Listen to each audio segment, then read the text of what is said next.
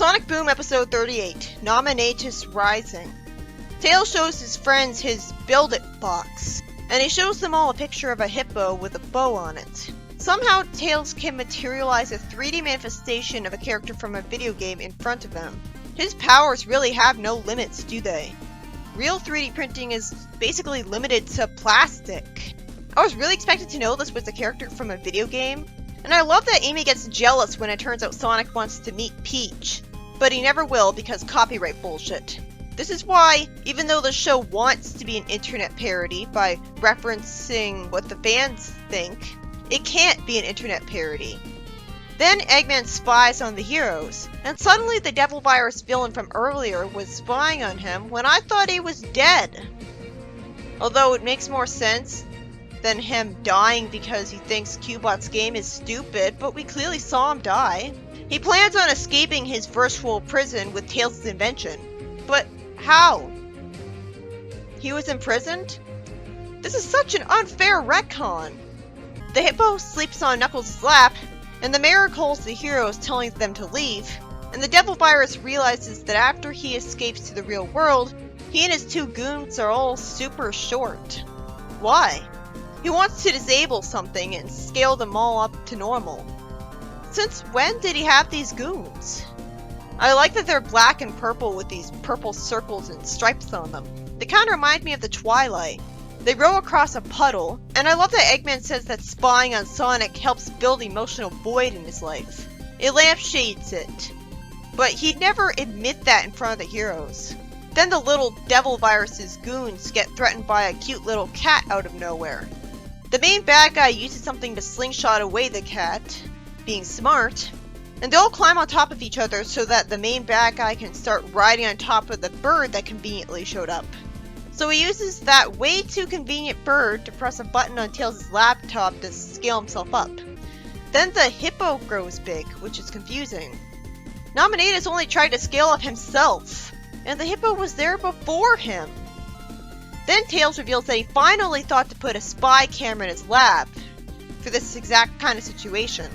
And I love that Styx is mad at him for violating her right to privacy. It's weird that he barely reacts to seeing Eggman there. But yeah, I love that Tails learned his lesson from the Dr. Eggman's tomato sauce episode and put a camera there. Why does the Devil Virus want to eradicate the city? What did the city's people do to him? Then Sonic and the heroes confront the bad guys, wasting time with jabbering that's not funny when they should be taking them seriously. The bad guy paralyzes them with a convenient, confusing ray from his hand. Huh? Why does he have any power outside the digital realm? He's a virus. This is like if Nicole had omnipotence outside of the Nanite City. Then the heroes realize they were beat, and Tails accuses Eggman of sending those goons to his lab. Why does he call them cyber clones? Clones of what? So, the goons were with Eggman before, because Tails accuses him of being the one who sent them to his lab. But he wasn't the one. So how did they get to his lab if they weren't with Tails? Why was Sonic smiling when he was in pain and said that digital minions are tough to destroy? Amy says in fear that soon the bad guy will have an army of digital minions under his control. I guess he keeps summoning them because he stole Tails' invention? Knuckles briefly has to dig a hole, and the bad guys are sent into it. And the devil stupidly wastes time saying that he'll unleash an army of minions as soon as he presses this button. Why didn't he just press it right away? It's so forced just to force him winning. It's like the pilot of Sonic X. This was a guy who was smart the whole episode, but now all of a sudden he's an idiot. So Tails gets to his device and shrinks away the bad guys, and the hippo too for some reason, and captures them all in a bottle. And for some reason, they all come home with Eggman. Well, the bad guys, not the hippo, because Knuckles wants to keep it. I guess it won't be in the next episode because fuck logic. That's a continuity error. And why is Eggman feeding them food pellets in a sandy cage? No Robotnik I know would keep them alive, let alone treat them like pets in a cage that looks better than it could. He had no reason to not delete them the first time. The title of this episode had me expecting something epic, and it kinda was. I like that it focused on a villain other than Eggman with a badass design that made you think he'd be more important than he was. And the name Nominatus made me think of, like, a villain that you'd expect out of the series Knights. I guess I was being reminded of Nocturne from Danny Phantom. But it was completely forced that he continued to exist after his debut episode. Couldn't he have been from another dimension? I always assumed that after Cubot and Orbot annoyed him with their little game, that killed him because he was so frustrated. But instead, apparently the next time we see them, they're trapped by Eggman, and they can just easily get themselves 3D printed into the real world in Tails' lab, because apparently they have total freedom of movement in the place they're trapped in, which makes me wonder why they didn't act like viruses and completely ruin Tails' laptop, or Eggman's computer since they spied on Eggman. It's also confusing that the hippo's size was scaled just like theirs, and that also conveniently a bird and cat managed to get into Tails' lab for no reason at all, when the bird would really have to go out of its way to get here, just to force the concept of the bad guys returning to normal. I was also hoping that the episode would remind me what the hell the names of these guys are, but I guess the devil guy's name is Nominatus. Whatever, that name tells me nothing, so no wonder I forgot it. While he was a threatening villain, what with his plan to destroy the world with his digital army and all, once again we don't get any real backstory for the guy explaining why he wants this. And it's completely forced that he's not deleted after this point. Eggman especially has no reason to keep him alive. Should the heroes even consider him to be alive when he's just a confusingly unruly AI that they hate? That's basically just a rogue badnik that can talk as far as they're concerned. Why weren't he and his goons reprogrammed? They really had to do some forcing to finagle wait for them to come back. Could have at least had the courtesy to make it a dark and stormy night, but instead it's during the day, so it feels no different than any other time they effortlessly beat badniks. I mean, it's a tropical island, so monsoons happen all the time, so it's not really that unlikely that it'd be raining every time the heroes are fighting robots. Sure, the badniks can be infinitely respawned this time, but they're just as pathetic as always, so the heroes can handle them. Why is there any tension in these guys? Sonic has super speed, so why didn't he just easily get the device out of his hands? Spin dash at the bad guys to send them away from it, and run around them to tie him up like the nerd. If he can summon material to tie people up with at will, isn't that just a story-breaking easy win power? It's also forced that they can even use a paralyzing ray outside the digital realm against the heroes. In fact, that's a story-breaker power. I never expected him to unparalyze them. Why did he do that when keeping them immobile would have made his destroying them with robots pathetically easy? And yeah, about Tails' device. Obviously it's a revolutionary device that would revolutionize the world. So I'm sure there's going to be no explanation for where it went in the next episode. Tails would have made millions off selling it, so I guess he sold it. Like, how many people would want to bring digital things to life? Like, every nerd ever would have a girlfriend after this point. Sonic Boom Episode 38-2, Eggman's Brother. Normally this title would fill me with hype at how the show was gutsy enough to give Eggman a relative. But instead I've already watched Eggman Family Vacation by this point, which is later. So I know it's not going to be that simple. AOSDH gave him a mother and cousin just fine. It's still exciting though. We see Eggman complaining at Sonic that he stole a spot at a beach because he walked away. Since when does Eggman ever go to a beach? So he makes some robots attack. But the heroes easily defeat them, or rather Sonic defeats all of them. And the heroes are upset about it because they could have handled it. Tails even coughs up the sand and sarcastically thanks him. Sonic says it was more efficient for him to do it all, but this is very out of character for the sake of forcing a moral lesson on him. Because literally every other time they fought robots, this didn't happen. So why the change? It's not like those robots die in one hit only to Sonic. They die in one hit to everybody. Then out of nowhere, Eggman's so-called brother shows up at his base and hugs him.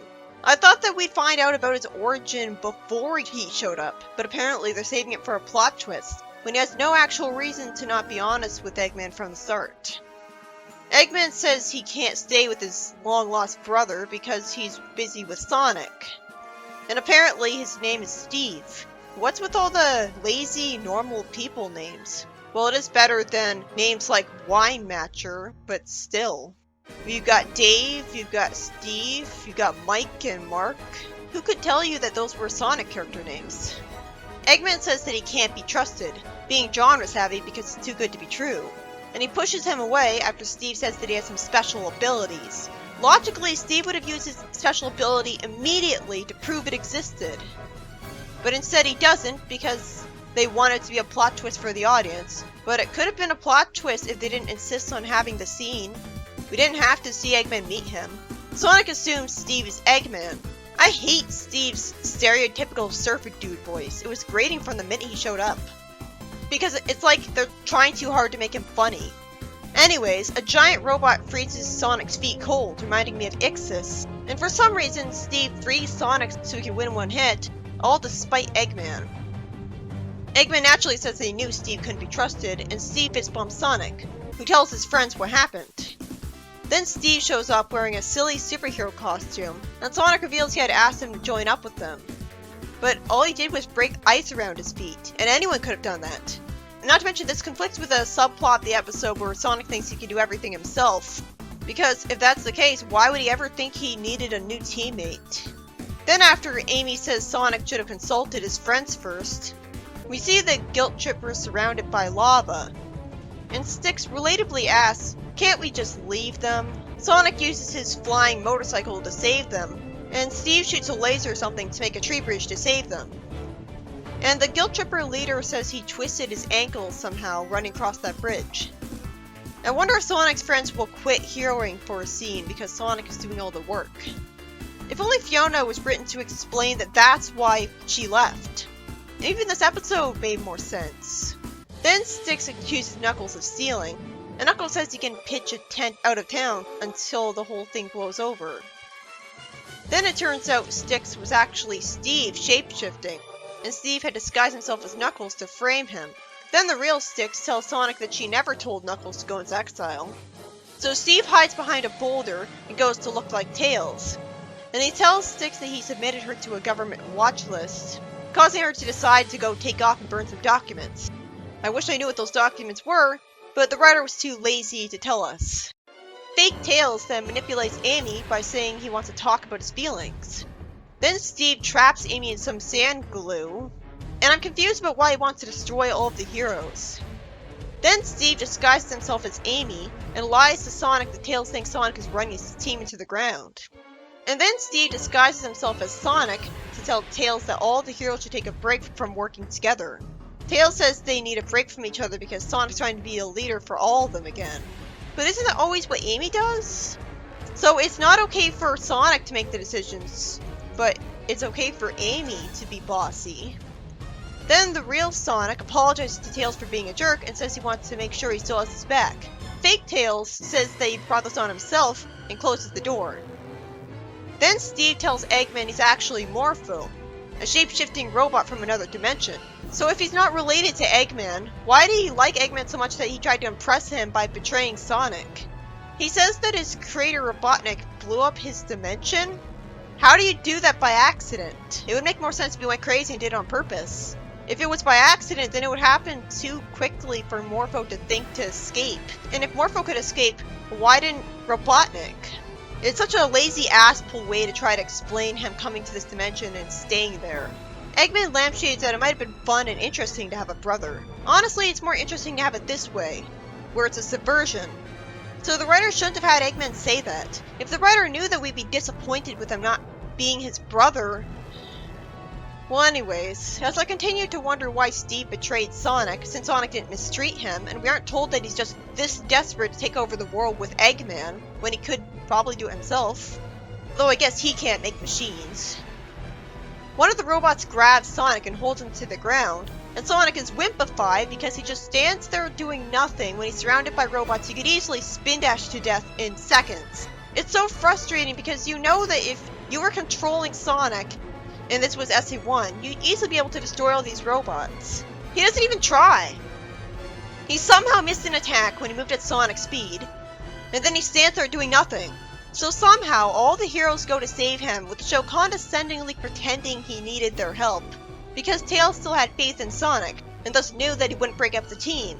And Amy mentions that there was a tracking device, as in Deus Ex Machina, because there was no way that Tails wouldn't have told all of his friends, hey, I put tracking devices in your communicators, just in case. They would know about this beforehand. So because the heroes were surprisingly smart, unlike in SCC Online and Archie, they all saved Sonic anyways, instead of being easily turned against them. And Steve says that his plan isn't as good as he thought. But it is! That's not self-aware of the writing. That is the exact same kind of plan that ruined Sonic's reputation in Fleetway. Like a shape-shifting robot? That's Metal Sonic! Sonic's extremely lucky that Steve focused on breaking up the team, when Sonic can just beat all the robots himself and didn't move on to ruining Sonic's reputation. Who cares if he breaks up the team? Logically, Sonic could beat all the robots himself. And you'd think he would have learned that lesson because Eggman would have told him about the first fight. The minute I saw him disguise himself as Sonic, I was thinking, oh crap! But instead of framing Sonic for a huge amount of crimes, and turning all the media against him, and then taking off to hide so he couldn't be discovered, he just stopped at getting Sonic's friends mad at him from a few words. He could have gotten them mad at him because they thought Sonic beat them up, or he could have outright killed them. Steve really held back. Wow, what an idiot. I mean, it does make sense that in a world where anything could happen, the heroes would figure out there was a shapeshifter, because Knuckles was accused of being a thief and he'd never do that. Six was accused of telling Knuckles to go into exile, although that was perfectly in character for someone paranoid. And right after that, Tails did something uncharacteristic that made Six freak out and go home. And somehow all Amy did was tell him that was uncharacteristic of him, when I thought she'd be really mad. This is supposed to be her best friend, isn't it? And she's just like, oh, that's not like you. But she just immediately gets happy because she wants him to talk about his feelings. She doesn't even question the fact that he never asked that. Anyways, the reason I came up with in Fleetway for why Metal Sonic didn't frame all of Sonic's team was that it'd be easier for people to figure out there was an imposter robot out there if not just one hero was seeming to act up, but all of them, which is much more unlikely. So it was more suspicious that Knuckles, Sticks, and Tails were being traitors all of a sudden. But it wasn't very suspicious that the fake Sonic said their team doesn't need to keep working together, because Sonic was doing all the work by himself, and is known for being an egomaniac. You'd think this kind of conflict would have happened when they first met. So Tails must have gone into denial and been naive about Sonic, and that's why he made himself believe that it couldn't have been Sonic who said that. I just wish he also said that he figured it out because Knuckles and Tails would never be traitors. We also don't see Knuckles clear his name, by the way. So I don't know how he escaped a thief charge with mere hearsay to back him up. They sure were lucky that the owner of that shop believed them. And this is a world where technology can do anything, so maybe it makes sense that he believed the true story. Because what's more likely? Knuckles being framed by one of Eggman's lackeys, or Knuckles suddenly being evil? So while it does make sense that Steve's plan failed because power of friendship and impersonated too many people, it doesn't make sense that Steve didn't just reveal his shapeshifting power to Eggman right away, let alone reveal that he's Morpho. And logically, Steve's shapeshifting ability to just turn into a perfect duplicate of Sonic is a storybreaker power to the nth degree. Metamorphia had the exact same potential actually, but it was justified that she didn't think to ruin his reputation because she was an idiot. But Eggman and Grimer weren't. There's no possible excuse for Eggman not thinking to use a shapeshifting villain to ruin Sonic's reputation and kill his friends. All he'd have to do is shapeshift into one of Sonic's friends and then stab them in the backs. I guess Steve's against killing in an overly easy way because there's no satisfaction in it. I guess Steve doesn't get the same powers as the people he shapeshifts into. Like how Metamorphia couldn't fly after turning to Tails, and got exhausted after running through loop-de-loops. After all, that required generating brand new magical abilities for himself out of thin air. Maybe he can turn into Sonic, but can't actually get his super speed and spin dash. He'd still be able to frame him for crimes and try to beat up the heroes the normal way, but they'd have every reason to end up suspicious that he isn't using his trademark abilities after a while. Especially because that kind of holding back would end up guaranteeing his loss and imprisonment. And Eggman would have to break him out of the prison, which would give away that wasn't really Sonic. Well, unless he tried to lie that Sonic was working for him now, which would fit in with him turning evil earlier, but still couldn't explain why he became less powerful. This has to be the case for the writing to make sense. But they don't even try to explain that. Still, there's no excuse for Eggman not at least trying this plan, and giving us an episode where he fails at it, and thus never wants to bother with it again. Sonic's the main character, and always the one Eggman talks about trying to beat. So I think Sonic would be the primary target of Steve's plan, or at least next plan. Steve is a very overpowered villain in concept, so they need to establish that he has this kind of limit to his power. where the only thing he can do is look and feel like what he's impersonating. If he fails to try to ruin Sonic's reputation the first time, it'll give everyone an excuse to just assume that any bad things done in Sonic's name are really by Steve from now on, which would justify him not being overpowered anymore. So I'm willing to bet that's not what the very next episode will be about, and that this plan of framing Sonic will never happen no matter how obvious it is. Not to mention that civilians in this town have all turned against Sonic plenty of times for much more petty reasons. Logically, Sonic would be screwed if this shapeshifter dropping into Eggman's lap. I thought for sure the episode would end with a good explanation for why Steve isn't in every episode with Eggman from now on, because that's way too useful of a lackey to just send on a cruise around the world or something.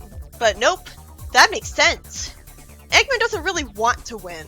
It's forced that Sonic suddenly started doing all the work in the missions, when he never did that before, just so he could learn a stupid lesson they didn't need to learn. He would have beaten all those robots on his own effortlessly. I have a feeling Rise of Lyric did a much better job with his friendship lesson. I also hate Steve's voice, but I'm glad the episode didn't have him breaking Eggman's inventions out of incompetence like I feared when I saw him looking at them. This was an awesome idea for an episode. I was really invested in seeing what exactly Steve would do next. He definitely comes off like a competent villain, even if his betrayal of Sonic was confusing because he didn't explain it at all. But it was unacceptable that the story ends with no consequences. It's stupid that we never saw Knuckles clear his name for what he was framed for, and we weren't told why Steve won't effortlessly win the next time we see him. At the very least, you'd think he'd be used as often and in the same way as Metamorphia. He's shapeshifted into stuff like poisonous gas, and a green Sonic, and a fake twin brother to infiltrate Sonic's team. There's an endless amount of creative potential. There's no excuse for underusing a character like this. This is immediate main villain material, aside from his bad voice.